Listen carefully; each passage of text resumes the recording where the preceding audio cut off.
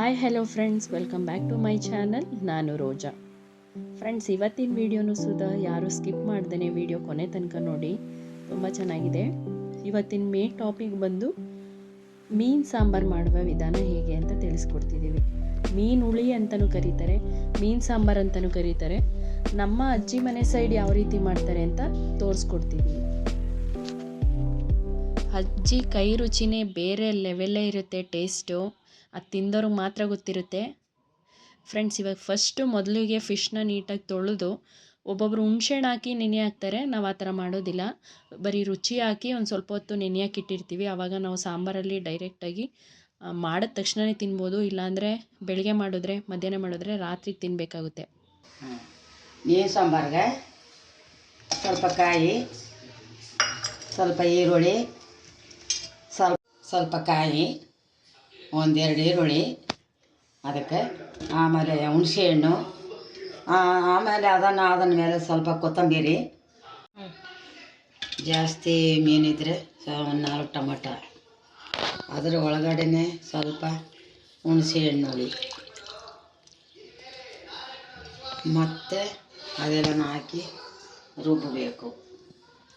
ಆಮೇಲೆ ಅದಕ್ಕೆ ಬೇಳೆ ಸಾಂಬಾರು ಪುಡಿ ಸ್ವಲ್ಪ, ಆಮೇಲೆ ಹಾಕೋದು ಹೆಚ್ಚಾಯ್ತದೆ. ಈಗ ಅಗಲವಾಗಿರೋ ಪಾತ್ರೆ ತಗೊಂಡು ಅದಕ್ಕೆ ಸ್ವಲ್ಪ ಎಣ್ಣೆ ಹಾಕಬೇಕು. ಒಂದು ಎಷ್ಟು 3 ಸ್ಪೂನ್ ಹಾಕ್ಬೇಕವ? ಜಾಸ್ತಿನೇ ಹಾಕಬೇಕು. ಜೋರಾಗಿ ಹೇಳು. ಎಣ್ಣೆ ಕಾದ್ಮೇಲೆ ಸ್ವಲ್ಪ ಈರುಳ್ಳಿ ಹಾಕಬೇಕು.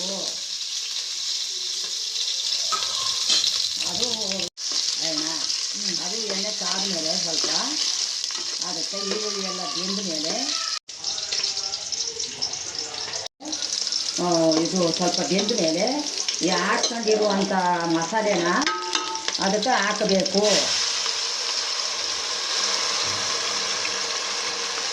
ಅದಕ್ಕೆ ಎಷ್ಟು ನೀರು ಬೇಕೋ ಎಷ್ಟು ನೀರು ಬೇಕು ಅಷ್ಟು ಹಾಕಬೇಕು.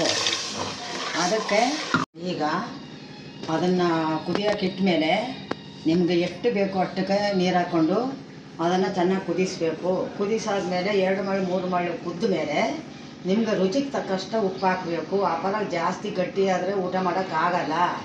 ಅದನ್ನು ಎಷ್ಟು ತೆಳ್ಳಗಿರ್ತದೆ ಅಷ್ಟು ರುಚಿ ಸಿಗ್ತದೆ. ಈ ಥರ ಮಾಡಿ ಹಾಕು.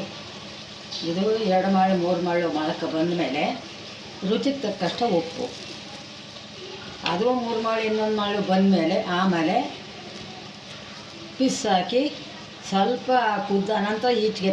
ಈಗ ಮಗ ಸಾಂಬಾರೆಲ್ಲ ಕುದ್ದಿದೆಯಲ್ವಾ, ಈಗ ಈ ಪಿಸ್ನ ಹಾಕಬೇಕು. ಅದು ಹಾಕ್ದ ನಂತರ 1-2 ಕುದ್ದಿದ ಎಟ್ಗೂ ಎತ್ಕೊಳ್ಬೇಕು.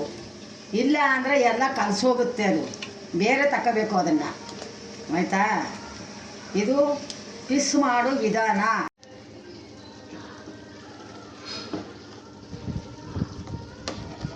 ಅದು ಬಿಸಿಗೆ ಮೆದ್ದಾಗುತ್ತೆ.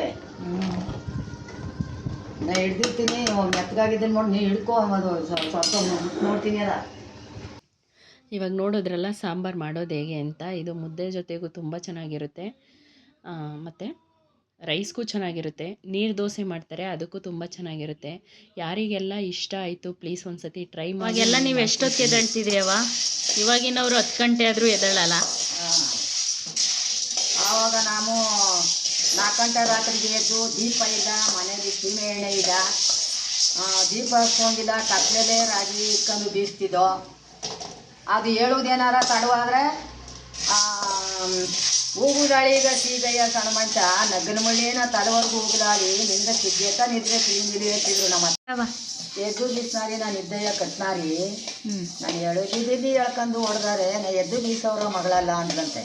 ಏನಂಗಂದ್ರೆ ಅಂದರೆ ಇನ್ನು ಒತ್ತರಣ್ಣ ಹೇಳಿಲ್ವಲ್ಲ, ಈ ಕಸ ಮುದ್ದಿ ಬೆಳಗಾವಿ ಗಂಡು ಬಂದವಳಲ್ಲ, ನಾನು ಹಿಂಗೋ ಸದ್ದು ಮಾಡಿದ್ರೆ ಒಂದೊಳ್ಳೆ ರಾಗಿ ಇಟ್ಕೊಂಡು ಹಂಗಂತ ಇದ್ದ. ಆಗ ನಾವು ಒಂದೇ ಉಸಿರಿಗೆ ಬಿಟ್ಟಳಪ್ಪ, ನಮ್ಮ ಅತ್ತೆ ಏನೇನ ಪದ್ಧತಿ ಅವಳೇ ಒಳ್ಳೆ ರಾಗಿ ಬಿಸ್ತವಳಲ್ಲ, ಇನ್ನು ಒತ್ತಡಕ್ಕೆ ನಮ್ಗೆ ಇಟ್ಕೊಂಡು ಬಿಟ್ಟಳಪ್ಪ ಅಂತ ನಾವು ಒಂದೇ ಉಸಿರಿಗೆ ಎದ್ದು ಕೆಲಸ ಮಾಡೋದು. ಆಗ ಹಂಗೆ ನಮ್ಮ ಹಿಂದೆ ಇದ್ದ ನ್ಯಾಯ. ಈಗಿನವರು 8 ಗಂಟೆ ಕಂಡು ಮರಿಕತ್ತೀನಿ, ಆಗುದಿಲ್ಲ ಕಣವ ಅಂತಾರೆ. ಏನೂ ಮಾಡೋಕ್ಕಾಗೋದಿಲ್ಲ. ಈ ವಿಡಿಯೋನ ಇಲ್ಲಿಗೆ ಎಂಡ್ ಮಾಡ್ತೀನಿ. ಪ್ಲೀಸ್ ಈ ವಿಡಿಯೋ ನೋಡಿದವರೆಲ್ಲ ದಯವಿಟ್ಟು ಲೈಕ್ ಮಾಡಿ, ಶೇರ್ ಮಾಡಿ, ಕಮೆಂಟ್ ಮಾಡಿ. ಯಾರೆಲ್ಲ ಸಬ್ಸ್ಕ್ರೈಬ್ ಮಾಡ್ಕೊಳ್ದೆ ನೋಡ್ತಿದ್ದೀರಾ ದಯವಿಟ್ಟು ಸಬ್ಸ್ಕ್ರೈಬ್ ಮಾಡ್ಕೊಂಡು ನೋಡಿ. Thank you.